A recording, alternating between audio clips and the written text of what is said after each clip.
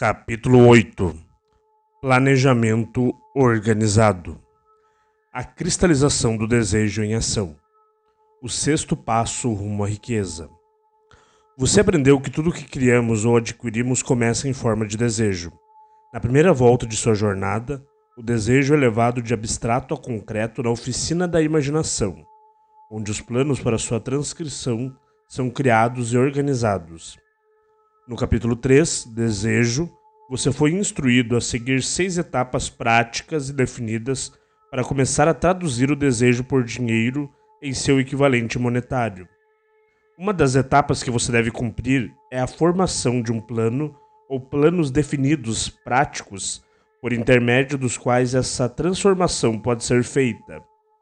Seguem as instruções básicas para fazer planos práticos. Alie-se a um grupo de tantas pessoas quantas possam ser necessárias para a criação e a execução de seu plano ou planos para acúmulo de dinheiro utilizando o princípio do Mastermind. Esta instrução é absolutamente essencial. Não deixe de cumpri-la. A aliança de Mastermind é formada por 2 ou mais mentes trabalhando ativamente juntas em perfeita harmonia rumo a um objetivo comum. Esse conceito foi apresentado no capítulo 6, Conhecimento Especializado, e é descrito com mais detalhes no capítulo 11, O Poder do Mastermind. Antes de se formar sua aliança de Mastermind, decida quais vantagens e benefícios você pode oferecer aos membros de seu grupo em troca de cooperação. Ninguém vai trabalhar indefinidamente sem alguma compensação. Nenhuma pessoa inteligente deve solicitar ou esperar que outra trabalhe sem compensação adequada, embora esta nem sempre ocorra em forma de dinheiro. Reúna-se com os membros do seu grupo de Mastermind pelo menos 2 vezes por semana, e mais frequentemente se possível, até ter aperfeiçoado o plano ou os planos necessários para o acúmulo de dinheiro. Mantenha perfeita harmonia entre você e todos os membros do seu grupo de Mastermind. Se não cumprir esta instrução ao pé da letra, pode contar com o fracasso. O princípio do Mastermind não funciona onde não prevalece a perfeita harmonia.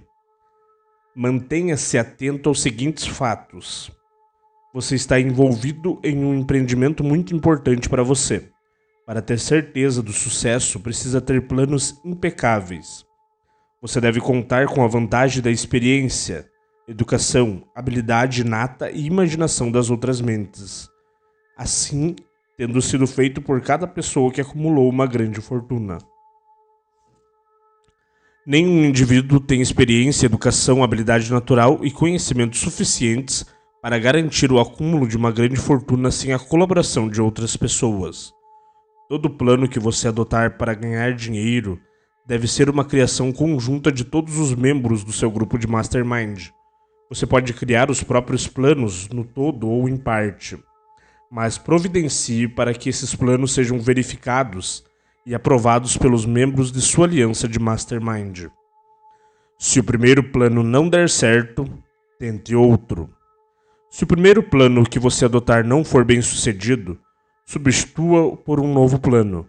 Se o novo plano não funcionar, substitua-o por outro e assim por diante até encontrar um plano que funcione. Esse é o ponto em que a maioria das pessoas fracassa, pela falta de persistência na criação de novos planos para substituir aqueles que falharam.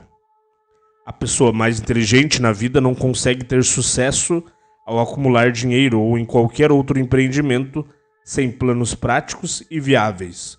Não se esqueça disso e lembre-se, quando seus planos falharem, que a derrota é temporária, não é um fracasso permanente. Isso significa apenas que seus planos não eram sólidos.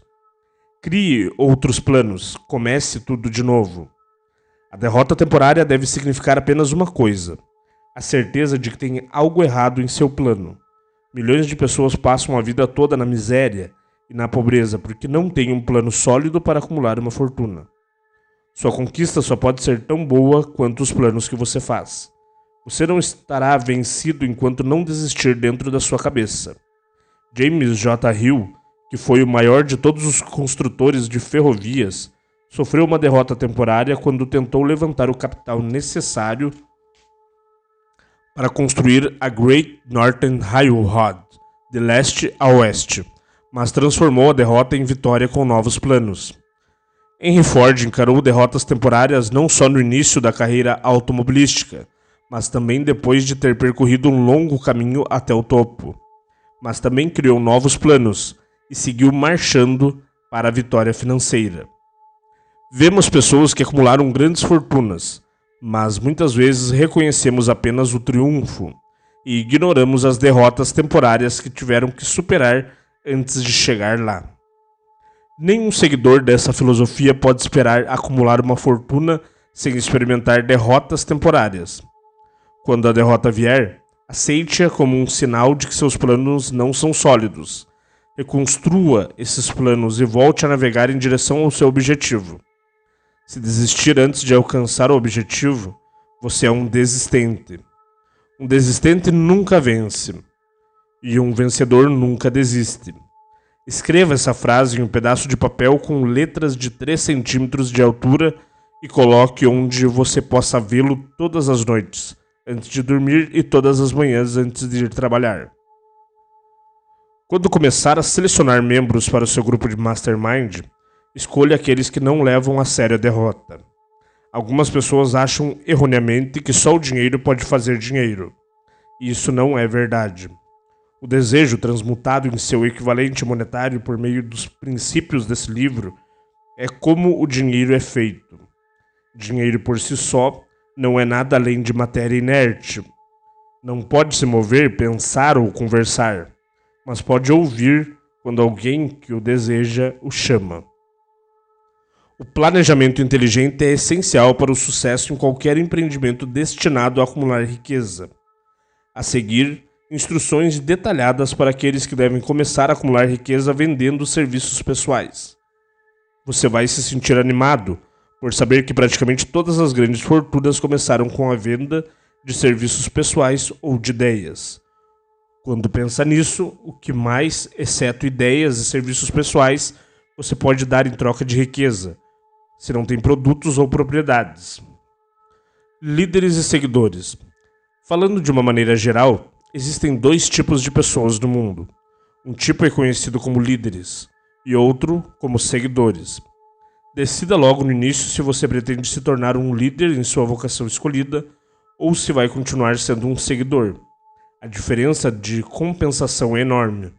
O seguidor não pode esperar ganhar tanto quanto um líder, embora alguns seguidores cometem o erro de pensar que deveriam. Não é desgraça ser seguidor. Por outro lado, não é mérito permanecer seguidor. A maioria dos grandes líderes começou como seguidor. Eles se tornaram grandes líderes porque eram seguidores inteligentes. Com poucas exceções, há pessoas que não podem seguir um líder de maneira inteligente, não pode se tornar um líder eficiente. A pessoa capaz de seguir um líder de forma mais eficiente é, em geral, a pessoa que progride mais rapidamente para a liderança.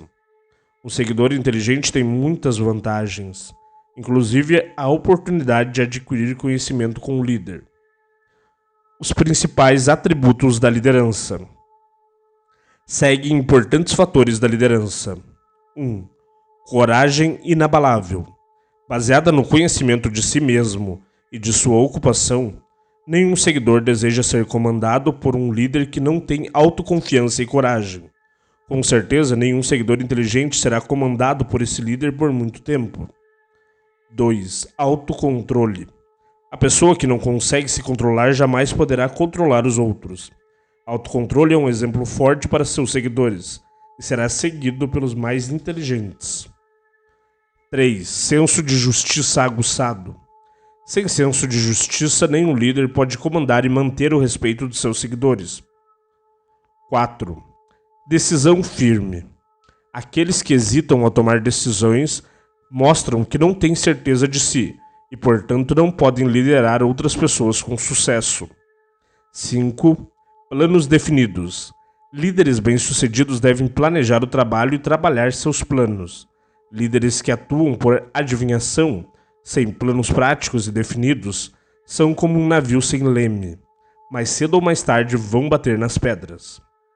6. O hábito de fazer mais do que aquilo para que é pago. Uma das penalidades da liderança é a necessidade de os líderes fazerem voluntariamente mais do que exigem de seus seguidores. 7. Personalidade agradável. A liderança exige respeito. Os seguidores não respeitarão um líder que não tenha notas altas em todos os quesitos de uma personalidade agradável. 8. Solidariedade e compreensão. Líderes bem-sucedidos devem ser solidários com seus seguidores. Além disso, devem compreendê-los e seus problemas. 9. Domínio dos detalhes. A liderança bem-sucedida exige domínio dos detalhes da posição de líder. 10. Disposição para assumir total responsabilidade. Os líderes bem-sucedidos devem estar dispostos a assumir a responsabilidade pelos erros e deficiências de seus seguidores. Se um líder tenta transferir essa responsabilidade, não permanecerá como líder. Se um de seus seguidores cometeu um erro ou é incompetente, você deve considerar que a falha é sua. 11. Cooperação. O líder de sucesso deve manter e aplicar o princípio do esforço cooperativo e ser capaz de induzir os seus seguidores a fazer o mesmo. Liderança exige poder, e poder exige cooperação. Existem duas formas de liderança. A primeira, e de longe a mais eficiente, é a liderança por consentimento e com a simpatia dos seguidores. A segunda é a liderança pela força, sem o consentimento e a simpatia dos seguidores. A história está cheia de evidências de que a liderança pela força não se sustenta. A queda e o desaparecimento de ditadores e reis são significativos. Isso indica que as pessoas não vão seguir indefinidamente a liderança forçada. Napoleão, Mussolini e Hitler foram exemplos de liderança pela força. Sua liderança passou. Os seguintes nomes também podem ser adicionados à lista: Idi Amin, Francisco Franco, Saddam Hussein, Ferdinand Marcos, Slobodan Milosevic, Juan Perón, General Augusto Pinochet, Pol Pot, General Suharto, líderes talibãs no Afeganistão, Marechal Joseph Broz Tito, Joseph Stalin e líderes subsequentes da União Soviética, Alemanha Oriental e outros países do bloco comunista. Aqueles que permanecem veem seu poder se desgastar e escapar. A liderança por consentimento dos seguidores é a única que consegue se sustentar. As pessoas podem seguir a liderança forçada temporariamente, mas não o farão de boa vontade. Líderes de sucesso vão acatar os 11 fatores de liderança descritos neste capítulo, bem como alguns outros fatores. Aqueles que fazem destes atributos a base de sua liderança encontram muitas oportunidades de liderar em qualquer esfera da vida. As 10 principais causas do fracasso na liderança. A seguir, relacionamos as principais falhas dos líderes que fracassam. Saber o que não fazer é tão essencial quanto saber o que fazer. 1. Incapacidade de organizar detalhes. Liderança eficiente requer a capacidade de organizar e dominar detalhes. Um líder genuíno nunca está ocupado demais para fazer qualquer coisa que possa ser requisitada em sua posição de líder. Seja líder ou seguidor, quando admite que está ocupado demais para mudar seus planos ou para dar atenção a qualquer emergência, você admite sua ineficiência. O líder de sucesso deve dominar todos os detalhes relacionados à posição. Isso significa, é claro, que você deve adquirir o hábito de delegar detalhes a subordinados capazes. 2. Relutância em servir com humildade. Os líderes verdadeiramente grandes se dispõem, quando a ocasião exige, a realizar qualquer tipo de tarefa que pediram para outro executar. O maior dentre vós será servo de todos. É uma verdade que todos os líderes capazes observam e respeitam. 3. Expectativa de pagamento pelo que sabem, não pelo que fazem com o que sabem. O mundo não paga pelo que você sabe. Ele paga pelo que você faz ou induz os outros a fazerem. 4. Medo da concorrência dos seguidores. Líderes que temem que um dos seus seguidores possa assumir sua posição vão quase com toda certeza viver a realização desse medo mais cedo ou mais tarde.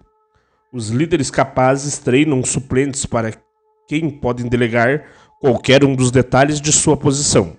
Só assim os líderes podem se desdobrar, estar em muitos lugares e dar atenção a muitas coisas ao mesmo tempo. É uma verdade eterna que os líderes recebem remuneração mais alta pela capacidade de fazer outras pessoas executarem tarefas do que poderiam receber por seus próprios esforços.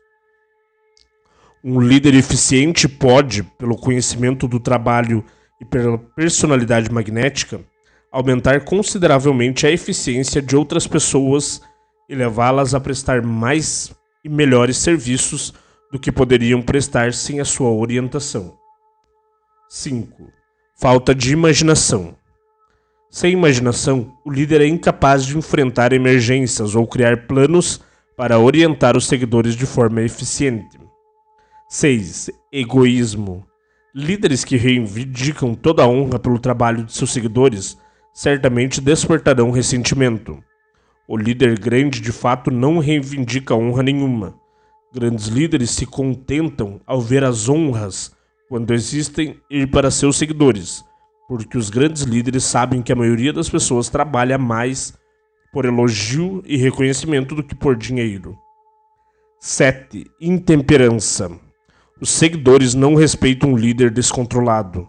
Além disso, intemperança de qualquer tipo destrói a resistência e a vitalidade daqueles que se entregam a ela. 8. Deslealdade. Talvez devesse estar no topo da lista. Líderes que não são fiéis ao dever e aos que estão acima e abaixo deles não podem se manter na liderança por muito tempo. A deslealdade marca o indivíduo como alguém abaixo da crítica e conquista um merecido desprezo. A falta de lealdade é uma das principais causas do fracasso em todas as esferas da vida. 9. ênfase na autoridade da liderança. O líder eficiente lidera encorajando e não tentando instilar medo no coração dos que o seguem. Os líderes que tentam impressionar seus seguidores com sua autoridade se enquadram na categoria da liderança pela força. Se você é um verdadeiro líder, não precisa anunciar esse fato. Ele fica evidente em sua conduta, sua solidariedade, compreensão, justiça e na demonstração de que você conhece seu trabalho. 10. ênfase no título. Líderes competentes não precisam de título para ter o respeito dos seguidores. Os líderes que exageram a importância de seus títulos geralmente não têm mais nada a enfatizar. A porta da sala do verdadeiro líder está aberta a todas, sem formalidades ou ostentação. Essas são algumas das causas mais comuns do fracasso na liderança. Qualquer uma delas é suficiente para levar ao fracasso.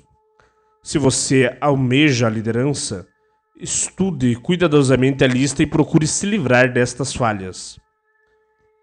Comentário. Warren Bennis, professor de gestão e organização, disse: um gestor é alguém que faz as coisas corretamente. Um líder é alguém que faz a coisa certa.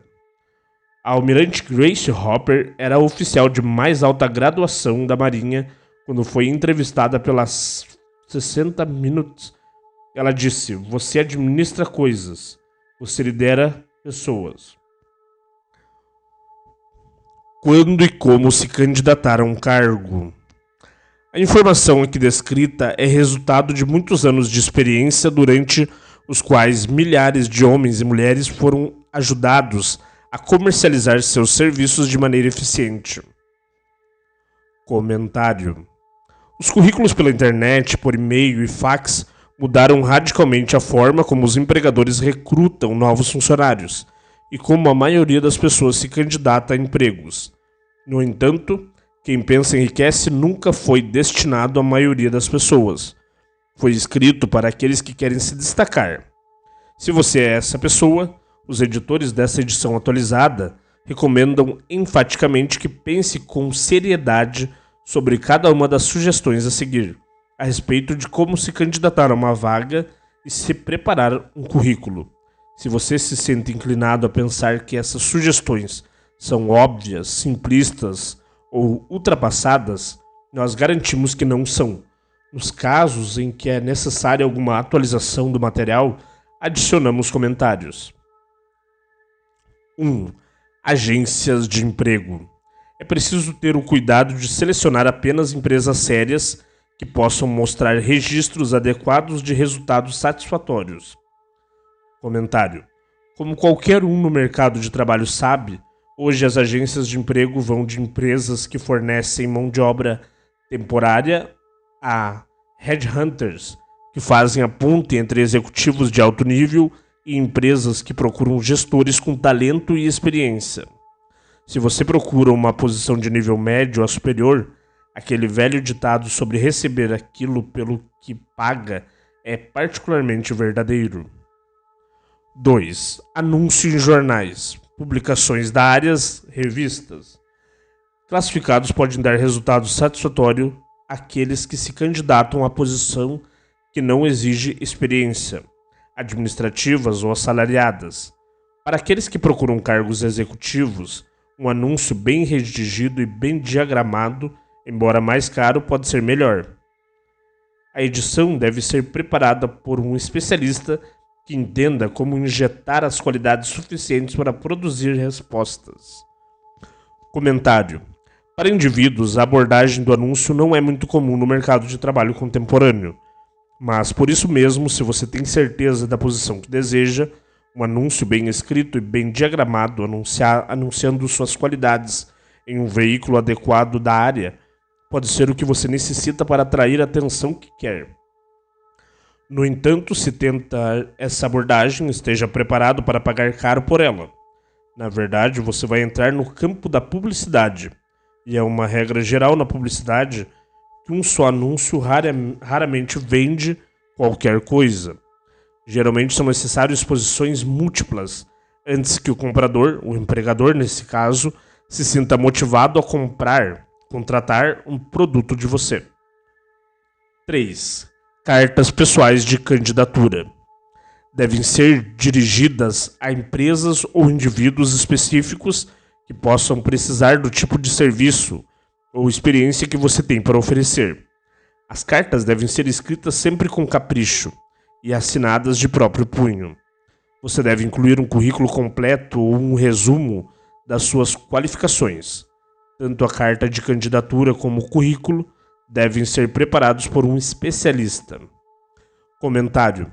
No mercado de trabalho contemporâneo, mandar uma carta se oferecendo quando nenhuma vaga foi anunciada pode de fato ser uma abordagem muito mal sucedida. Mas isso vale apenas para aqueles que realmente sabem o que querem e se dedicam a preparar uma apresentação convincente. Gestores encarregados das contratações estão sempre de olhos em possíveis bons funcionários.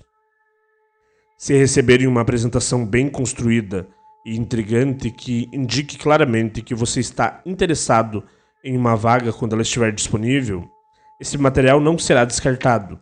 E a primeira coisa que os bons gestores fazem quando tem uma vaga aberta é pesquisar em seus arquivos. Quando isso acontecer, se sua apresentação tiver deixado uma boa impressão e convincente, ela estará lá. A única questão é, você está disposto a se disponibilizar quando chamarem? Se está só tirando para todos os lados e distribuindo uma carta padronizada na esperança de conseguir um emprego, é bem provável que não dê certo. Essa abordagem não é para alguém que procura um emprego. Essa abordagem é só para aqueles que realmente querem uma carreira específica. 4. Candidatar-se pessoalmente. Em alguns casos, pode ser mais eficaz o candidato oferecer pessoalmente seus serviços a futuros empregadores. Neste caso, deve ser apresentada uma declaração completa por escrito com as qualificações para o cargo, já que os empregadores potenciais provavelmente vão querer discutir seu currículo com os sócios. Comentário. Solicitar uma entrevista quando nenhuma vaga foi anunciada é uma declaração ainda mais forte de que você sabe o que quer e está falando sério sobre trabalhar em um setor específico. Se adotar essa abordagem, lembre-se de que está pedindo o tempo de alguém. Alguns gestores não serão receptivos porque isso não se enquadra na política da empresa, e outros vão considerar um aborrecimento. Essa abordagem só vai funcionar se você estiver confiante de que pode causar uma impressão excepcional pessoalmente. Se deixar uma impressão forte e positiva, será lembrado quando houver uma vaga disponível. 5. Candidatura por indicação de conhecidos. Quando possível, o candidato deve abordar empregadores potenciais por intermédio de algum conhecido em comum. Esse método é particularmente vantajoso no caso daqueles que procuram contatos executivos e não querem dar a impressão de estar se oferecendo. Informação a ser fornecida em um currículo por escrito. Um bom currículo deve ser preparado com tanta atenção quanto a de um advogado ao preparar a papelada de um caso que será julgado no tribunal. A menos que o candidato tenha experiência na preparação desses documentos, é melhor consultar um especialista. Quando empresas bem-sucedidas querem anunciar, contratam especialistas que entendem a psicologia da propaganda para vender seus produtos. Se você está vendendo seus serviços pessoais, deve fazer a mesma coisa. Comentário. O mercado de trabalho dos Estados Unidos nunca foi tão ruim quanto na época em que Napoleão Hill escreveu o parágrafo anterior. Por causa da Grande Depressão, muitos adultos nunca haviam tido nenhum tipo de emprego estável, muito menos um cargo de carreira, e havia poucos lugares para aprender a procurá-los. Desde então, muitos livros excelentes foram publicados sobre o assunto, e as empresas que oferecem ajuda profissional na preparação de currículos tornaram-se muito comuns. No entanto, nem livros nem redatores são mágicos. Tudo começa com o que você tem para oferecer. Os editores desta edição sugerem que você comece a montar sua apresentação usando as diretrizes fornecidas abaixo.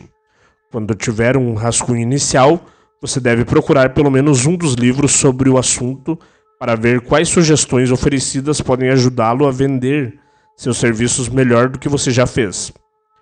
Então, dependendo de quanto estiver satisfeito, você também pode procurar os conselhos de um profissional especializado nessas apresentações. Tome cuidado com duas coisas. Primeiro, tenha certeza de que sua apresentação não ficou parecida com o produto de uma fábrica de currículos. Tendo recebido muitos currículos ao longo dos anos, os editores advertem que alguns profissionais usam as mesmas frases feitas, palavras-chave e formatos para todos os clientes, e isso pode ser uma dica certeira de que outra pessoa preparou o seu currículo ou de que você simplesmente o copiou de um livro. A intenção é fazer o seu currículo se destacar. A segunda coisa com a qual você deve tomar cuidado é não exagerar na tentativa de se destacar. Existe um ponto de equilíbrio entre chamar a atenção do empregador e dar a impressão de que está se esforçando mais do que deveria. Por exemplo, se você é um executivo de marketing de Nova York e se candidata a uma empresa em Los Angeles mandando seu currículo em uma embalagem de pãezinhos frescos por FedEx na manhã seguinte, provavelmente cria uma boa impressão. Mas mandar um alvo de dardos com sua imagem no centro pode ser considerado engraçadinho demais e um pouco exagerado. Astúcia é bom, mas profissionalismo é indispensável.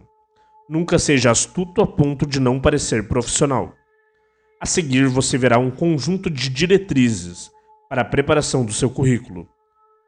Como parte da busca por emprego consiste em responder a anúncios de vagas e como se tornou comum responder enviando o currículo via fax, as diretrizes de Napoleão Hill devem ser usadas para preparar duas apresentações distintas.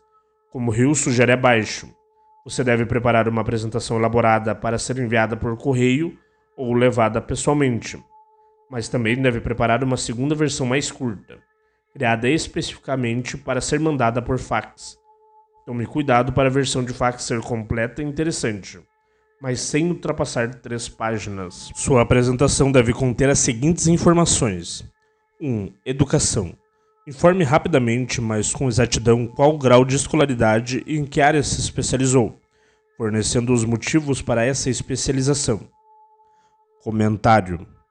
Nunca exagere. Este é um conselho muito sério e vale não só para a educação, mas também para as duas próximas categorias: experiências e referências. Os empregadores espertos vão verificar as três áreas. As leis trabalhistas se tornaram tão exigentes que os empregadores que ocupam cargos de responsabilidade tomam muito cuidado com quem contratam. Existem regras sobre coisas, como a diferença entre emprego assalariado e pago por hora, assédio sexual, o que constitui motivo de demissão, quais perguntas podem e não podem ser feitas nas entrevistas de emprego, e uma série de outras coisas que deixam o empregador exposto a eventuais ações judiciais. Consequentemente, os empregadores inteligentes, como aqueles com quem você quer trabalhar, vão verificar sua educação, experiência e referência. Além disso, tenha em mente que você está fornecendo informações que o acompanharão pelo resto da sua carreira. Se acompanha as notícias, você sabe que nos últimos tempos até altos executivos foram demitidos, militares foram para reservas em desgraça, políticos foram removidos do cargo e professores foram forçados a se demitir. Tudo porque alguém verificou seus antecedentes e descobriu que eles haviam exagerado em suas qualificações. 2. Experiência. Se você tem experiência em cargos semelhantes ao que procura, descreva por completo. Dê nomes e endereços de ex-empregadores. Indique claramente qualquer experiência especial que você tenha tido e que o capacite para ocupar o cargo que busca. 3. Referências. Praticamente todas as empresas querem saber o máximo possível do histórico de funcionários potenciais que buscam cargos de responsabilidade. Anexe cópias de cartas de ex-empregadores, de professores com quem estudou e de pessoas proeminentes cujo julgamento seja confiável. 4. Fotografia. Inclua uma fotografia recente e profissional como parte da sua apresentação. Comentário. No mercado de trabalho contemporâneo, essa não é uma prática comum. No entanto, por experiência própria, os editores desta edição sabem que isso pode ser vantajoso. Recebemos só um pedido de emprego com fotografia, mas sem dúvida foi a foto que nos levou a chamar o candidato para a entrevista. Se você acredita que sua aparência causa uma boa impressão profissional, talvez deva considerar essa abordagem comum. Existe o risco de ser considerado vaidoso ou egocêntrico, mas também pode ser que tenha alguma vantagem com essa apresentação. 5. Solicite uma posição específica. Nunca se candidate só a um emprego.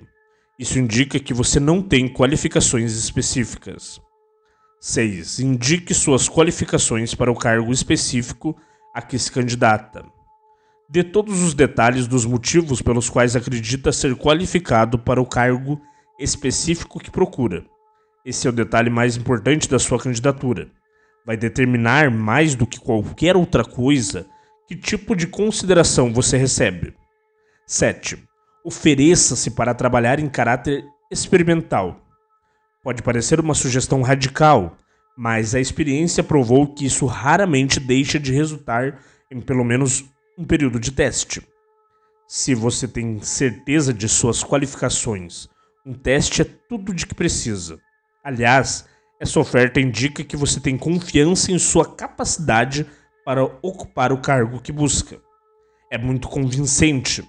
Deixa claro que a oferta é baseada na confiança que tem em sua capacidade para preencher o cargo, na confiança na decisão de seu eventual empregador de contratá-lo após o período de experiência e em sua determinação em conquistar o posto.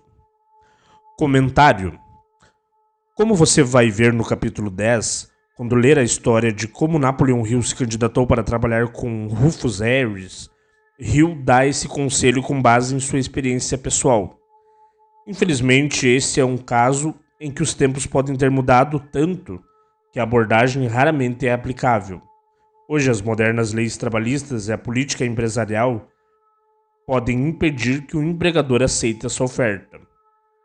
Mas muitas empresas têm programas de estágio que permitem que o empregador teste funcionários para ver como eles se adaptariam. 8. Conhecimento da empresa de seu empregador potencial. Antes de candidatar-se a um cargo, faça pesquisas suficientes para se familiarizar com a empresa e demonstre o conhecimento que adquiriu nesse campo. Isso vai impressionar, pois mostra que você tem imaginação e um interesse real na posição que procura. Comentário. Quando demonstrar esse conhecimento, e você certamente deve demonstrá-lo, lembre-se que estará falando com pessoas que realmente conhecem a empresa. Mesmo pesquisando muito, na melhor das hipóteses, você só saberá sobre os negócios. Se tentar parecer muito informado ou familiar, pode acabar dando um tiro no pé e revelando que tem apenas uma visão superficial do negócio. A menos que você já esteja trabalhando na área específica e tenha insights com base na experiência, não seja presunçoso. Use seu conhecimento para demonstrar que estudou e se preparou, que está realmente interessado, mas não tente dizer ao empregador potencial como você administraria a empresa. Lembre-se de que não é o advogado que conhece mais leis que sai vencedor, mas aquele que melhor prepara seu caso. Se o seu caso for devidamente preparado e apresentado, você terá percorrido mais da metade do caminho para a vitória. Não tenha medo de estender sua apresentação por tempo excessivo. Os empregadores estão tão interessados em contratar os serviços dos candidatos bem qualificados quanto você em garantir o emprego.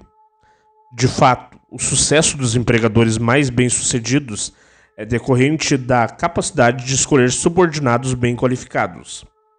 Eles querem todas as informações disponíveis. Comentário.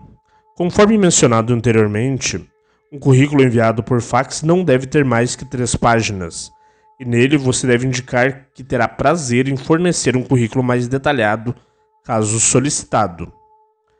Lembre-se de mais uma coisa: organizar ou preparar o currículo e a carta de apresentação indica que você é uma pessoa caprichosa. Vendedores bem-sucedidos se vestem com cuidado. Eles entendem que a primeira impressão é duradoura. Sua apresentação é o seu representante de vendas. Dê a ela um bom traje para que se destaque em comparação a qualquer outra coisa que seu futuro empregador já tenha visto. Se a posição que você procura vale a pena, compensa caprichar ao ir atrás dela. Mais importante, se você se vender de uma maneira que mostre sua individualidade, provavelmente terá um salário melhor desde o início, mais do que teria caso se candidatasse ao emprego de maneira usual e convencional. Quando o pacote de currículos estiver completo, você deve preparar cópias individuais e personalizadas para cada empresa ou pessoa a quem se apresentará. Este toque pessoal certamente vai chamar a atenção. Garanta um currículo bem digitado, revisado e impresso, adequadamente encadernado no melhor papel que puder obter.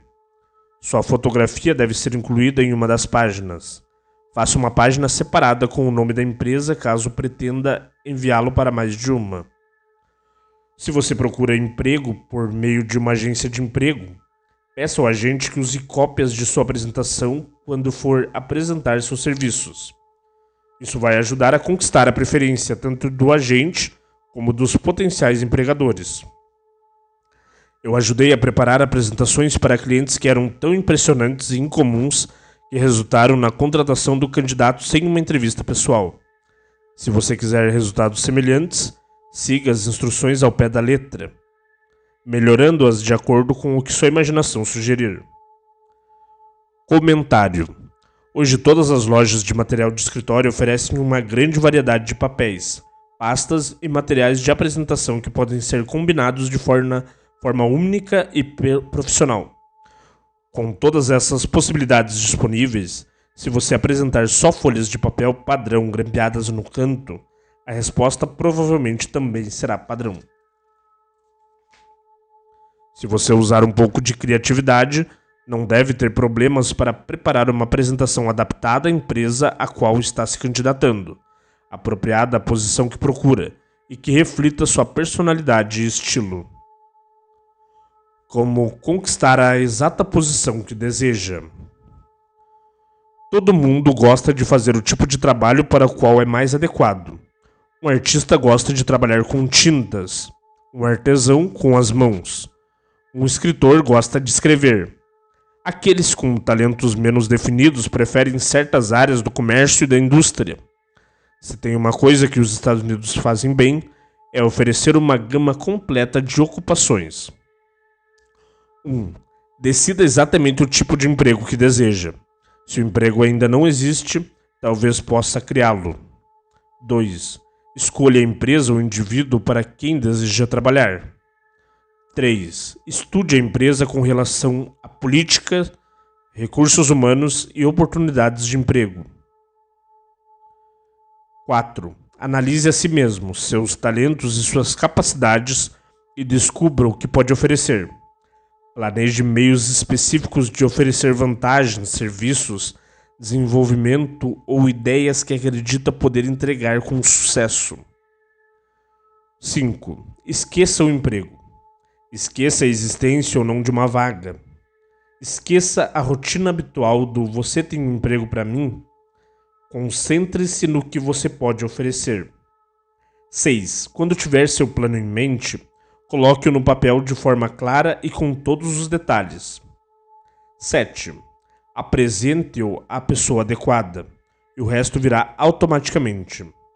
Toda empresa procura pessoas que possam oferecer algo de valor, sejam ideias, serviços ou conexões. Toda empresa tem espaço para alguém que tenha um plano de ação definido que seja vantajoso para ela. Esse procedimento pode consumir alguns dias ou semanas de tempo extra, mas a diferença no salário, no progresso e no reconhecimento vai evitar anos de trabalho duro e salário baixo. O método tem muitas vantagens, e a principal é que você pode economizar entre 1 e 5 anos do seu tempo para alcançar um objetivo determinado. Toda pessoa que começa ou embarca a meio caminho da subida da escada consegue essa façanha por planejamento deliberado e cuidadoso. O novo jeito de vender serviços. Homens e mulheres que comercializam seus serviços devem reconhecer a mudança que ocorreu na relação entre empregador e empregado. No futuro, esse relacionamento deve ser mais como uma parceria composta por empregador, empregado e o público por eles atendido. No passado, empregadores e empregados negociavam entre si, sem levar em conta que na verdade estavam negociando à custa da terceira parte, o público a que serviam. Tanto o empregador quanto o empregado devem pensar em si como colegas de trabalho, cuja tarefa é servir ao público de forma eficiente. Comentário. No parágrafo anterior e na próxima seção, Napoleão Hill mais uma vez demonstra sua antevisão dos rumos que os negócios dos Estados Unidos seguiriam. Como você vai ver, o que ele afirma em relação às empresas de carvão e gás seria posteriormente aplicável também aos monopólios telefônicos e, ainda mais tarde, às empresas de software, internet e as operadoras de TV a cabo, quando os concorrentes começaram a oferecer TV por satélite. Esse retrato de como e por que os negócios mudarão deve fornecer um mapa para a atitude que você deve adotar e como deve se comportar para alcançar o sucesso que está buscando. Durante a Depressão, passei vários meses na região do Anthracite, na Pensilvânia, estudando condições que quase destruíram a indústria do carvão. As mineradoras de carvão e os sindicatos endureceram muito a negociação dos contratos de trabalho. O preço da barganha foi repassado ao cliente, adicionado ao preço do carvão. No entanto, no final, eles descobriram que haviam sido prejudicados pelas próprias atitudes. Atrasos e preços elevados serviram, na verdade, para abrir o mercado à concorrência. Inadvertidamente, construíram um negócio maravilhoso para os fabricantes de fogões e fornalhas a óleo, bem como para os produtores de petróleo. Uma experiência semelhante aconteceu com as empresas de gás. Todo mundo lembra do tempo em que o leitor da companhia de gás batia a porta com força suficiente para quebrar as vidraças. Quando abriam a porta, ele entrava sem ser convidado, com uma carranca que dizia claramente: "Por que diabo me fez esperar tanto?" Tudo isso mudou. O leitor da companhia de gás hoje se comporta como um cavalheiro, encantado em servi-lo, senhor. Antes que as empresas de gás entendessem que seus leitores carrancudos ofendiam os clientes, a concorrência, os educados vendedores de fogões a óleo chegaram e estabeleceram um negócio próspero rapidamente. Esses exemplos servem para mostrar que estamos onde estamos e somos o que somos em consequência da nossa própria conduta. Se existe um princípio de causa e efeito que controla negócios, finanças e transportes, esse princípio controla os indivíduos e determina seus status econômicos. Cortesia e serviço são as senhas de merchandising. Hoje se aplicam a quem comercializa serviços pessoais ainda mais diretamente do que ao empregador. Em última análise, você é empregado pelo cliente. Se deixar de servir bem, tanto você quanto a empresa para a qual trabalha pagarão por isso com a perda do privilégio de servir. Qual é a sua avaliação do que é? Já foram aqui descritas com clareza as causas de sucesso efetivo e permanente na prestação de serviço. A menos que essas causas sejam estudadas, analisadas, compreendidas e aplicadas, ninguém pode vender serviços de forma eficaz e permanente. Todo indivíduo deve ser a própria equipe de vendas de seus serviços pessoais. A qualidade e a quantidade do serviço prestado e a disposição com que é prestado determinam o preço e a duração da contratação. Para comercializar seus serviços pessoais de maneira efetiva, o que significa um mercado permanente a um preço satisfatório e em condições agradáveis, você deve adotar a seguir a fórmula QQE. QQE significa que qualidade mais quantidade mais espírito de cooperação adequado é igual à técnica de vendas perfeitas do serviço. Lembre-se da fórmula QQE, mas faça mais. Aplique-a como hábito. Analise a fórmula para ter certeza de que compreende exatamente o que significa. Qualidade de serviço significa desempenhar cada detalhe relacionado à sua posição de maneira mais eficiente possível, sempre com o objetivo da maior eficiência. Quantidade de serviço significa o hábito de prestar todo o serviço de que você é capaz, em todos os momentos, com o propósito de aumentar a quantidade de serviço prestado enquanto desenvolve maior capacidade pela prática e experiência. A ênfase é novamente colocada na palavra hábito. Espírito de serviço significa o hábito da conduta agradável e harmoniosa que induzirá a cooperação de associados e colegas de trabalho. Qualidade e quantidade adequadas de serviços não são suficientes para assegurar o mercado permanente para seus serviços. O espírito com que você entrega o serviço é um forte fator determinante relacionado tanto ao preço que você consegue alcançar como à duração do seu emprego. Andrew Carnegie destacou esse ponto em sua descrição dos fatores que levaram ao sucesso na comercialização de serviços pessoais. Ele enfatizou várias vezes a necessidade de uma conduta harmoniosa. Enfatizou repetidamente que não manteria nenhum homem, por maiores que fossem a quantidade e a qualidade do seu trabalho, a menos que ele trabalhasse em espírito de harmonia. Carnegie insistia para que seus empregados trabalhassem mantendo uma disposição agradável um com os outros.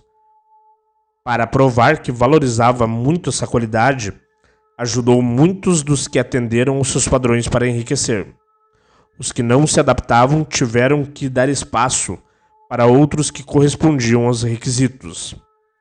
A importância de uma personalidade agradável foi destacada por ser muito importante para a prestação do serviço no espírito adequado. Se você tem uma personalidade agradável e presta um serviço em espírito de harmonia, esses recursos geralmente compensam o que pode faltar tanto na qualidade quanto na quantidade de serviço que você presta. Nada, no entanto, pode ser eficientemente substituído pela conduta agradável.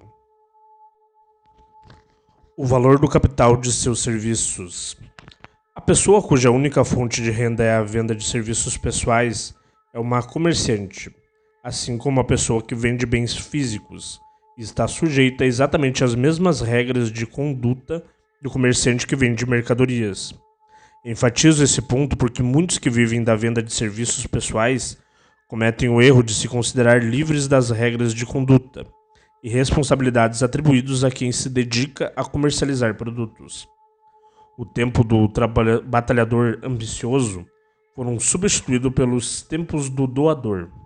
O verdadeiro valor capitalizado do seu poder intelectual pode ser determinado pela renda que você obtém comercializando seus serviços. Uma estimativa justa do valor de capital de sua força intelectual pode ser feita usando os seguintes pressupostos. Dinheiro, o montante do capital, pode ser tomado emprestado de um banco a certas taxas de juro. Dinheiro não vale mais que o cérebro, e muitas vezes vale muito menos. Portanto, se o seu poder intelectual é tão valioso quanto o dinheiro, na verdade você deveria estar emprestando o seu poder intelectual, sua quantidade de capital, pelo menos com as mesmas taxas que os bancos cobram para emprestar dinheiro. Isso significa que o que você ganha em um ano, sua renda, é comparável ao que um banco ganha com um empréstimo em um ano, os juros que cobra. Você pode então calcular o valor do capital de sua força intelectual usando essa fórmula. Divida 100 pela taxa atual de juros cobradas pelos bancos para emprestar dinheiro. Em seguida, multiplique o resultado pelo valor de sua receita anual. Por exemplo, suponha que a taxa de juros atual seja de 5%. Suponha que sua renda anual seja de $50 mil. A fórmula seria o seguinte: 100 dividido por 5 são 20, e 20 multiplicados por $50 mil equivalem a $1 milhão. Portanto, se você emprestar seu poder intelectual, seu capital, com a mesma taxa que o banco cobra para emprestar dinheiro, 5% de juros, sua força intelectual valerá $1 milhão. Cérebros competentes e comercializados com eficiência representam uma forma de capital muito mais desejável que o dinheiro necessário para operar uma empresa que comercializa bens. Isso é verdade porque cérebros são uma forma de capital que não pode ser depreciada permanentemente pelas crises econômicas, nem roubadas ou gastas. Além disso, o dinheiro essencial para a condução dos negócios é tão inútil quanto uma duna de areia até se associar a cérebros eficientes. As 31 grandes causas de fracasso. A maior tragédia da vida consiste de indivíduos que tentam para valer e falham. A tragédia está na maioria esmagadora de pessoas que falham em comparação às poucas que alcançam o sucesso. Tive o privilégio de analisar vários milhares de homens e mulheres, 98% das quais classificados como fracassos. Minha análise provou que existem 13 grandes princípios pelos quais as pessoas acumulam fortunas. Cada um deles tem um capítulo próprio neste livro, e 31 grandes motivos para o fracasso. As 31 causas de fracasso estão relacionadas abaixo. Ao ler a lista, avalie-se ponto a ponto. Isso ajuda a descobrir quantas dessas causas de fracasso existem entre você e o sucesso. 1. Antecedentes hereditários desfavoráveis. Há pouca coisa, se é que alguma, que se possa fazer por pessoas que nasceram em uma deficiência de poder intelectual. Esta é a única das 31 causas do fracasso que não pode ser facilmente corrigida por qualquer indivíduo. Minha filosofia só pode oferecer um método para superar essa fraqueza com o auxílio do Mastermind. 2. Falta de um objetivo bem definido na vida. Não há esperança de sucesso para quem não tem um propósito central ou objetivo definido a alcançar.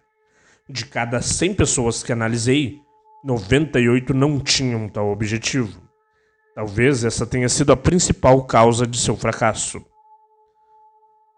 3. Falta de ambição para mirar acima da mediocridade.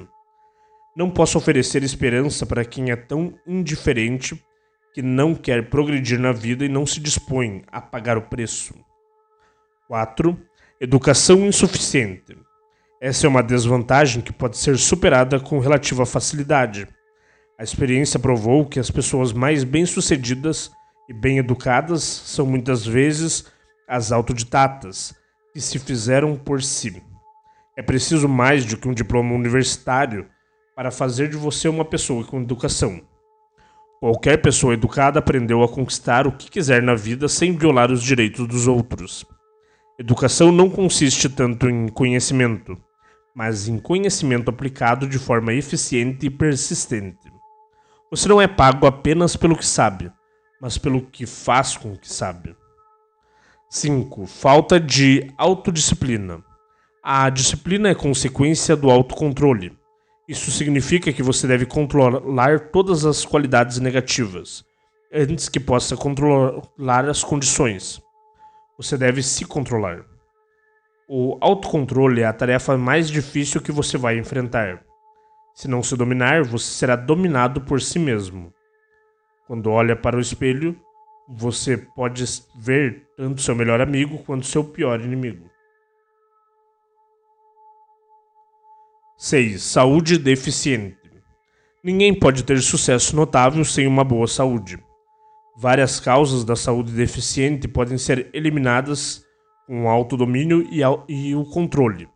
As principais são: excesso de comida não faz bem à saúde, hábitos errados de pensamento ou pensamento negativo, uso errado do sexo e excesso de indulgência nele, falta de exercício físico adequado, suprimento inadequado de ar puro por respiração incorreta. 7. Influências ambientais desfavoráveis na infância. Se o galho é torto, a árvore também será. A maioria das pessoas que têm tendências para o crime as adquire em consequência de um ambiente ruim e de companhias inadequadas na infância ou juventude. 8. Procrastinação. Esta é uma das causas mais comuns do fracasso. A procrastinação vive escondida dentro de cada ser humano, esperando pela oportunidade de estragar suas chances de sucesso. A maioria das pessoas passa a vida como fracassadas porque está esperando o momento certo para começar a fazer alguma coisa que vale a pena. Não espere, o momento nunca será perfeito. Comece onde está. Trabalhe com as ferramentas que tem ao seu dispor e vai adquirir ferramentas melhores à medida que progride. 9. Falta de persistência. Muita gente começa bem, mas não sabe terminar as coisas que começa. As pessoas tendem a desistir ao primeiro sinal da derrota. Não há substituto para a persistência. Quem faz da persistência a tua palavra de ordem descobre que o fracasso acaba se cansando indo embora. O fracasso não sabe lidar com a persistência. 10. Personalidade negativa. Não há esperança de sucesso para quem repele as pessoas por terem uma personalidade negativa. O sucesso é consequência da aplicação de poder, e poder se conquista pelo esforço cooperativo de outras pessoas. Uma personalidade negativa não promove cooperação. 11. Falta de controle sobre os impulsos sexuais. A energia sexual é o mais poderoso de todos os estímulos que levam à ação. Por ser a mais poderosa das emoções, se controlada, pode ser convertida em outros canais criativos. 12. Desejo incontrolado por algo a troco de nada. Um instinto de apostar leva milhões de pessoas ao fracasso.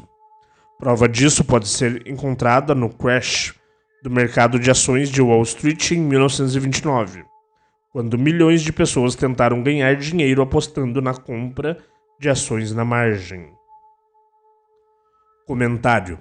Para aqueles que não estão familiarizados com o mercado de ações e com comprar na margem, segue uma explicação simples do que causou o crash de 1929. A primeira coisa a entender é que antes da Grande Depressão, havia otimismo generalizado com a expansão da economia. As empresas cresciam, e as pessoas que haviam investido nessas empresas estavam fazendo fortunas, quase da noite para o dia. Quando o indivíduo comum viu quanto dinheiro outras pessoas ganhavam, quis entrar no esquema. E havia um jeito para isso. Mesmo quem não tinha dinheiro suficiente à disposição podia comprar ações, porque os corretores permitiam que os clientes adquirissem ações na margem, pagando um valor equivalente a uma entrada. No entanto, parte do contrato de compra estipulava que quando os corretores cobrassem as contas de margem, o que poderiam fazer a qualquer momento, os clientes teriam que entregar imediatamente a quantia para pagar o saldo devedor do valor original da compra. Por isso, o Hill usou o termo apostar, quando se referiu ao mercado de ações. Essas pessoas comuns não estavam investindo em empresas, estavam apostando no aumento futuro do valor.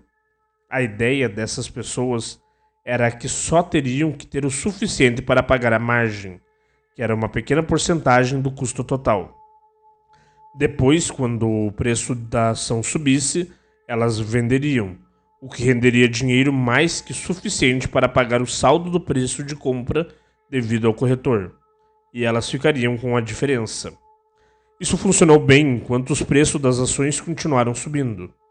Mas quando o mercado de ações caiu, os corretores da bolsa cobraram as margens, e as pessoas que tinham comprado por preços que realmente não podiam pagar descobriram que teriam que levantar o dinheiro. E foi por isso que tantas pessoas comuns foram arruinadas no crash de 1929. Elas apostaram dinheiro que não tinham comprando na margem.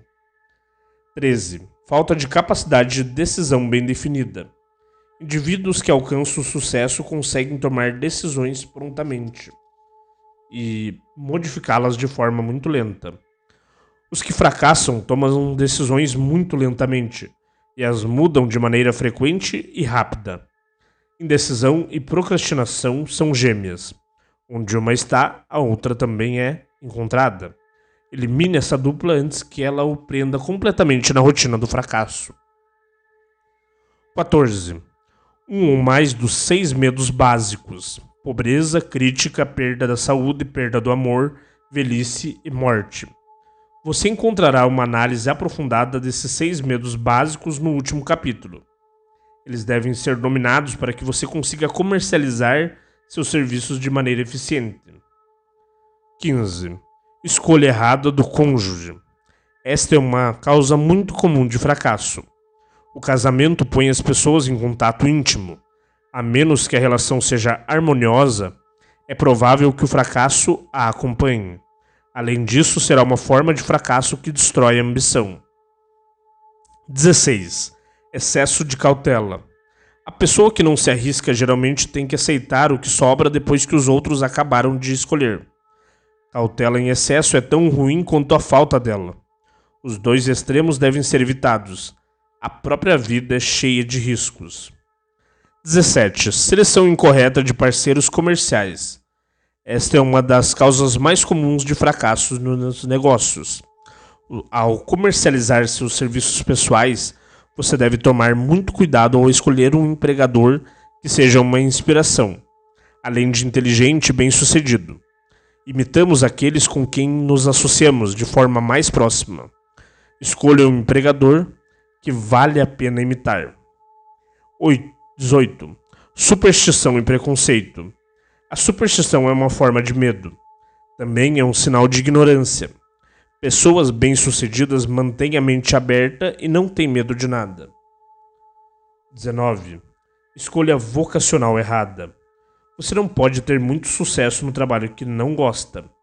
O passo mais importante na comercialização de serviços pessoais é selecionar uma ocupação na qual você pode mergulhar por inteiro. Embora dinheiro ou circunstâncias possam exigir que você faça algo de que não gosta por algum tempo, ninguém pode impedi-lo de traçar planos para alcançar seu objetivo na vida. Comentário. A maioria dos especialistas contemporâneos concorda com a afirmação de Napoleão Hill de que encontrar o trabalho que você ama é a importância fundamental para alcançar o sucesso verdadeiramente como pensador. Esse conceito coincide tão bem com as atitudes modernas que têm inspirado uma série de livros, inclusive Feel the Fear and Don't Anyway, de Susan Jeffers, Washcraft, de Barbara Shear, e Do What You Love, de The Money Will Follow, de Marcia Sineter.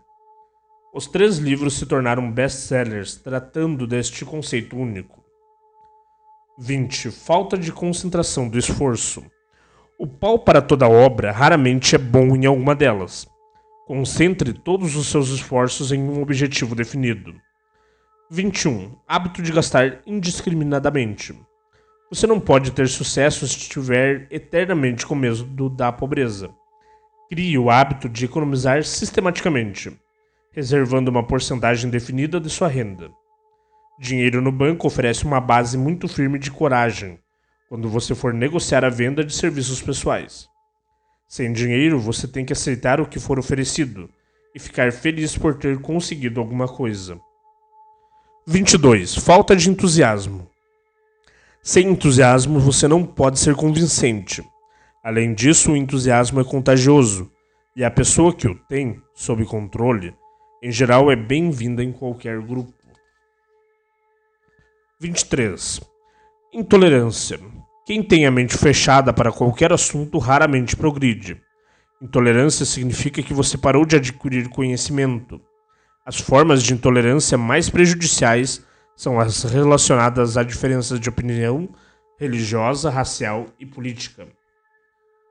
24. Intemperança. As formas mais prejudiciais de intemperança estão relacionadas a excessos no consumo de álcool e drogas nas atividades sexuais. A indulgência excessiva em qualquer um desses hábitos pode ser fatal para o sucesso. 25. Incapacidade de cooperar com outros. Mais pessoas perdem o emprego e grandes oportunidades na vida por causa desta falha do que por todos os outros motivos combinados. É uma falha que nenhum empresário ou líder bem informado tolera. 26. Poder que não foi conquistado por esforço próprio. Filhos de pais ricos e herdeiros de dinheiro não fizeram por merecer. Poder nas mãos de quem não o conquistou gradualmente muitas vezes é fatal para o sucesso. Riqueza rápida é mais perigosa do que a pobreza. 27. Desonestidade intencional. Não existe substituto para a honestidade. Você pode ser temporariamente desonesto devido a circunstâncias sobre as quais não tem controle, sem danos permanentes. Mas não há esperança para quem é desonesto por opção. Mais cedo ou mais tarde, seus atos terão consequências, e elas serão a perda da reputação e talvez até da liberdade. 28. Egocentrismo e vaidade. Essas qualidades são como luzes vermelhas que alertam os outros para se manterem afastados. São fatais para o sucesso. 29. Adivinhar em vez de pensar. A maioria das pessoas é indiferente ou preguiçosa demais para buscar fatos com os quais possa pensar com precisão. Preferem agir com base em opiniões, criadas por adivinhação ou julgamentos apressados. 30. Falta de capital. Esta é uma causa comum de fracasso entre aqueles que começam um negócio pela primeira vez. Você deve ter uma reserva de capital suficiente para absorver o choque de seus erros e ir em frente até ter construído uma reputação. 31. Nomeie aqui qualquer causa específica de fracasso que você tenha enfrentado e que não tenha sido incluída nesta lista. Nestas 31 grandes causas de fracasso está contida a descrição de praticamente todas as pessoas que tentam e fracassam. É bom você pedir para alguém que o conheça bem examinar essa lista com você e ajudá-lo em uma autoanálise em relação a cada uma dessas causas de fracasso. A maioria das pessoas não consegue se ver como os outros a veem. Você pode ser um dos que não conseguem. Você sabe qual é o seu valor? A mais antiga das exortações é: conhece a ti mesmo. Se você comercializa mercadorias com sucesso, tem que conhecer a mercadoria. O mesmo é válido para o marketing de serviços pessoais. Você deve conhecer todas as suas fraquezas para superá-las ou eliminá-las por completo. Deve conhecer seus pontos fortes a fim de chamar a atenção para eles ao vender seus serviços. Você só consegue se conhecer por meio de uma análise precisa. Existe uma história sobre um jovem candidato a emprego que estava causando uma boa impressão até o gestor perguntar quanto ele pretendia ganhar. Ele respondeu que não tinha pensado em um valor fixo, falta de um objetivo definido. O gestor então propôs: vamos pagar tudo o que você vale, depois de uma semana de teste. Não posso aceitar, o candidato respondeu. Já ganho mais do que isso onde estou empregado agora. Pode parecer engraçado, mas é sério. Antes mesmo de começar a negociar um salário melhor em seu emprego atual ou começar a procurar emprego em outro lugar, verifique se você vale mais do que recebe atualmente. Uma coisa é querer dinheiro. Todo mundo quer mais. Mas valer mais é algo completamente diferente. Muitas pessoas confundem seu querer com seus justos direitos. Seus desejos financeiros não têm nada a ver com seu valor. Seu valor é estabelecido inteiramente por sua capacidade de prestar um serviço útil ou de induzir outras pessoas a prestar tal serviço. Faça um inventário de si mesmo. A autoanálise anual é essencial no marketing eficiente de serviços pessoais. Assim como você faria um inventário anual se atuasse no comércio, além disso, sua análise anual deve mostrar uma diminuição nos defeitos e um aumento nas virtudes. Você progride, continua no mesmo lugar ou regride na vida. O objetivo deve ser seguir em frente. A autoanálise anual revela se houve progresso e, em caso afirmativo, quanto. Também revela todos os passos que você pode ter dado para trás. O marketing efetivo de serviços pessoais exige que você progrida, mesmo que lentamente. Essa autoanálise deve ser feita no fim de cada ano para que você possa incluir nas suas resoluções de ano novo quaisquer melhoria que ela demonstre serem necessárias. Faça esse inventário usando as seguintes perguntas e verifique as respostas com a ajuda de alguém que não permita que você minta sobre si mesmo. Questionário da autoanálise. 1. Alcancei o objetivo que estabeleci para este ano? Você deve trabalhar com um objetivo anual definido, a ser alcançado como parte de seu principal objetivo de vida. 2. Entreguei o melhor serviço de que era capaz ou poderia ter melhorado alguma parte dele? 3. Entreguei a maior quantidade de serviço que era capaz? 4. Meu espírito de conduta foi harmonioso e cooperativo em todos os momentos? 5. Permiti que o hábito da procrastinação diminuísse minha eficiência e, em caso afirmativo, em que medida? 6. Melhorei minha personalidade e, em caso afirmativo, de que maneira? 7. Persisti em meus planos até sua conclusão? 8. Tomei decisões pronta e definitivamente em todas as ocasiões? 9. Permiti que algum dos 6 medos básicos diminuísse minha eficiência? 10. Fui mais ou menos cauteloso do que deveria ter sido? 11. Meu relacionamento com parceiros no trabalho foi agradável ou desagradável? Se foi desagradável, a culpa foi parcial ou totalmente minha? 12. Dissipei minha energia por falta de concentração do esforço? 13. Mantive a mente aberta e fui tolerante em relação a todos os assuntos? 14. De que maneiras aperfeiçoei minha capacidade de prestar serviços? 15. Fui intemperado em algum dos meus hábitos pessoais? 16. Expressei aberta ou secretamente alguma forma de egocentrismo? 17. Minha conduta com meus associados conquistou o respeito deles? 18. Minhas opiniões e decisões foram baseadas em adivinhação ou análise e pensamento preciso? 19. Segui o hábito de orçar meu tempo, minhas despesas e minha renda e fui conservador nesses orçamentos? 20. Quanto tempo dediquei a esforço não lucrativo, que poderia ter aproveitado melhor? 21. Como posso orçar meu tempo e mudar meus hábitos, de forma a ser mais eficiente no próximo ano? 22. Mantive alguma conduta que não foi aprovada por minha consciência? 23. De que maneiras entreguei mais e melhor serviço do que aquele pelo qual fui pago? 24. Fui injusto com alguém em caso afirmativo como?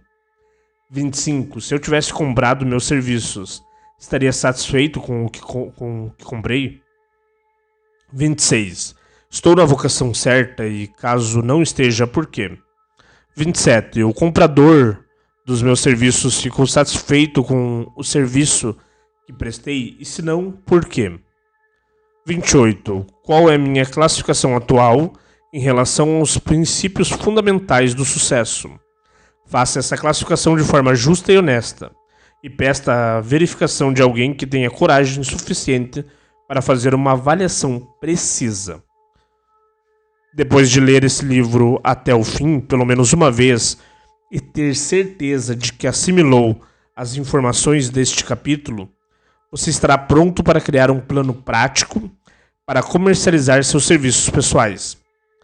Neste capítulo, você deve ter encontrado descrições adequadas de todos os princípios essenciais ao planejamento da venda de serviços pessoais.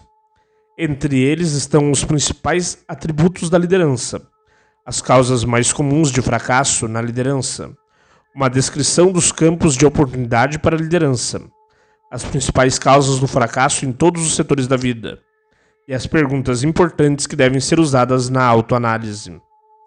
Essa extensa e detalhada apresentação foi incluída porque será necessário caso você pretenda conquistar riqueza pela comercialização de serviços pessoais. Aqueles que perderam suas fortunas e aqueles que estão apenas começando a ganhar dinheiro não têm mais que serviços pessoais para oferecer em troca de riqueza. Portanto, é essencial que você tenha informações reais e práticas que serão necessárias para a comercialização de seus serviços de forma mais vantajosa. Assimilação e compreensão completa das informações o ajudarão a comercializar seus serviços e também o tornarão mais analítico e apto a julgar as pessoas. A informação será inestimável se você trabalha em um cargo executivo no qual seleciona funcionários. Onde e como encontrar oportunidades para o acúmulo de riqueza? Agora que analisamos os princípios pelos quais se pode acumular riqueza, você naturalmente pergunta: onde posso encontrar as oportunidades para aplicar estes princípios? Muito bem, vamos fazer um inventário e ver o que os Estados Unidos da América oferecem a pessoas que buscam a riqueza. Para começar, lembre-se de que vivemos em um país onde todo cidadão respeitador da lei goza de liberdade de pensamento e liberdade de ação, sem igual em qualquer outro lugar do mundo. A maioria nunca parou para analisar as vantagens dessa liberdade. Nunca comparamos nossa liberdade limitada com a liberdade reduzida em outros países.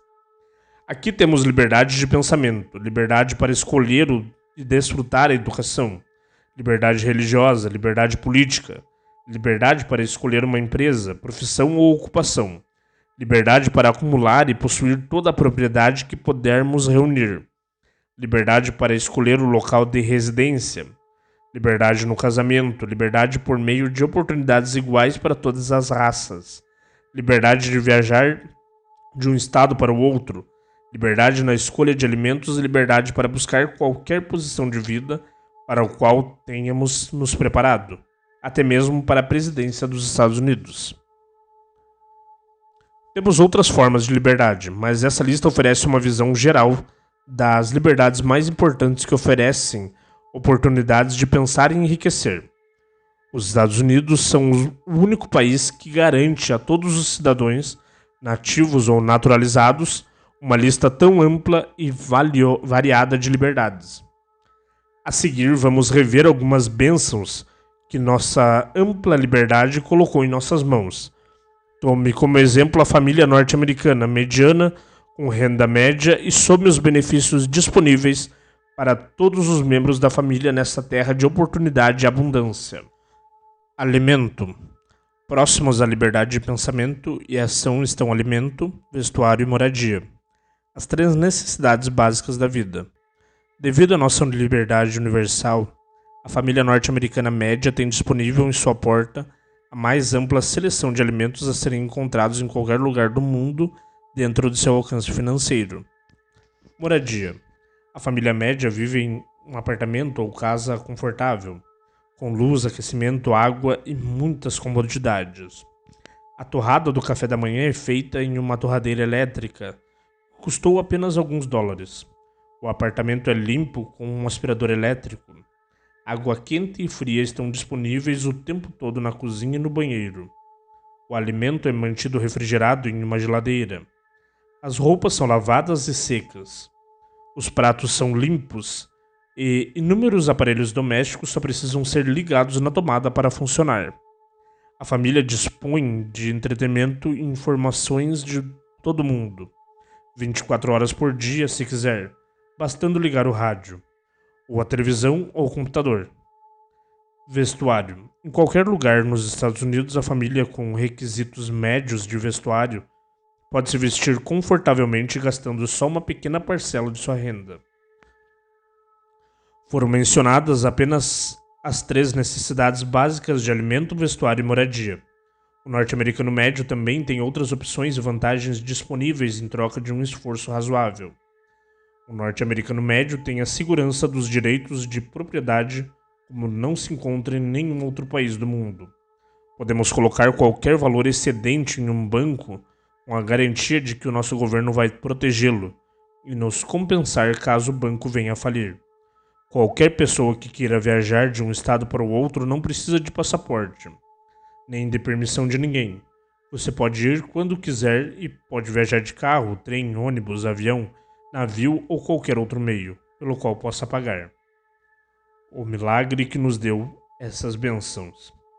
Muitas vezes ouvimos políticos proclamando a liberdade dos Estados Unidos quando pedem votos, mas raramente eles dedicam tempo ou trabalho para analisar a origem dessa liberdade.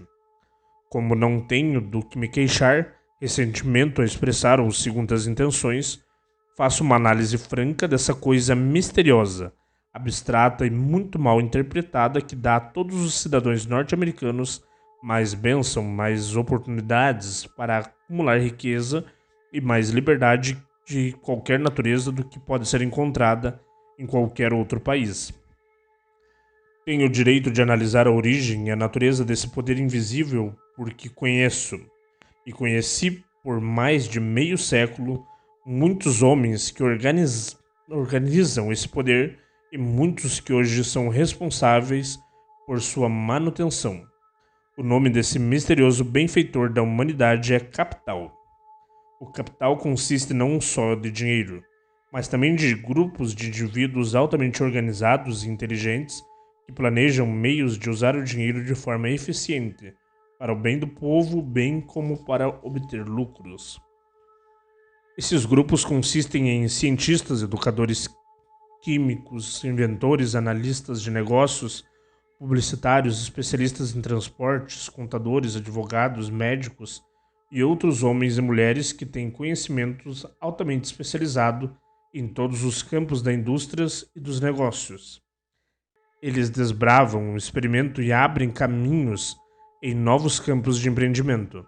Apoiam faculdades, hospitais, escolas, constroem boas estradas, publicam jornais, pagam a maior parte dos custos do governo e cuidam de muitos detalhes essenciais para o progresso humano. Em resumo, os capitalistas são o cérebro da civilização, pois fornecem todo o tecido de que constituem a educação, o esclarecimento e o progresso humano. Dinheiro sem cérebro é sempre perigoso. Adequadamente utilizado, é o componente essencial mais importante da civilização. Para ter uma ideia do quanto o capital organizado é importante, imagine que seu trabalho é preparar e servir um café da manhã familiar, simples, mas sem a ajuda do capital. Para servir o chá, você teria que fazer uma viagem à China ou à Índia, a menos que fosse um excelente nadador. Você ficaria bem cansado antes de concluir a viagem de ida e volta. E teria outro problema. O que você usaria como dinheiro, mesmo que tivesse resistência física, para atravessar o oceano nadando? Para servir açúcar, você teria que dar outro mergulho, dessa vez rumo às ilhas do Caribe, ou fazer uma longa caminhada até a área de açúcar de beterraba de Utah. Mas mesmo assim você poderia voltar sem o açúcar, porque esforço organizado e dinheiro são necessários para produzir açúcar. Sem falar no que é preciso para refinar, transportar e entregar este açúcar à mesa do café da manhã em qualquer lugar nos Estados Unidos. Os ovos você poderia obter facilmente nas fazendas próximas, mas teria que dar uma caminhada bem longa até a Flórida ou a Califórnia e voltar antes de poder servir suco de toranja. Você teria que andar também até o Kansas ou a um dos estados que cultivam trigo para depois fazer o pão. Cereais secos teriam que ser excluídos do cardápio porque não estariam disponíveis. exceto pelo trabalho de um grupo treinado de trabalhadores e de máquinas adequadas que exigem capital. Depois de descansar, você poderia nadar um pouquinho novamente, dessa vez até a América do Sul, onde pegaria algumas bananas. Na volta, poderia andar até a fazenda produtora de leite mais próxima para pegar um pouco de manteiga e creme. Então sua família poderia se sentar e saborear o café da manhã. Parece absurdo, não? Bem, esse procedimento seria a única maneira possível de conseguir esses alimentos simples se não tivéssemos um sistema capitalista. O capital fundamental de nossa vida. O dinheiro necessário para a construção e manutenção de aviões, caminhões, trens e navios de carga utilizados na entrega desse café da manhã é tão grande que desafia a imaginação. Chega a bilhões de dólares. Sem falar no exército de funcionários treinados necessários para pilotar todos esses aviões, caminhões, navios e trens. Mas o transporte é apenas uma parte dos requisitos da civilização moderna nos Estados Unidos. Antes que haja o que transportar, algo deve ser cultivado ou fabricado e preparado para o mercado. Isso exige mais bilhões de dólares em equipamentos, máquinas, embalagens, marketing e salário de milhões de homens e mulheres. Os sistemas de transporte não brotam do chão e começam a funcionar automaticamente. Surgem das demandas da civilização. São criados pelo trabalho, engenhosidade e capacidade de organização de pessoas que têm imaginação, fé, entusiasmo, capacidade de decisão e persistência. Esses homens e mulheres são conhecidos como capitalistas. Eles são motivados pelo desejo de criar, construir, realizar, prestar serviços úteis, obter lucros e acumular riqueza.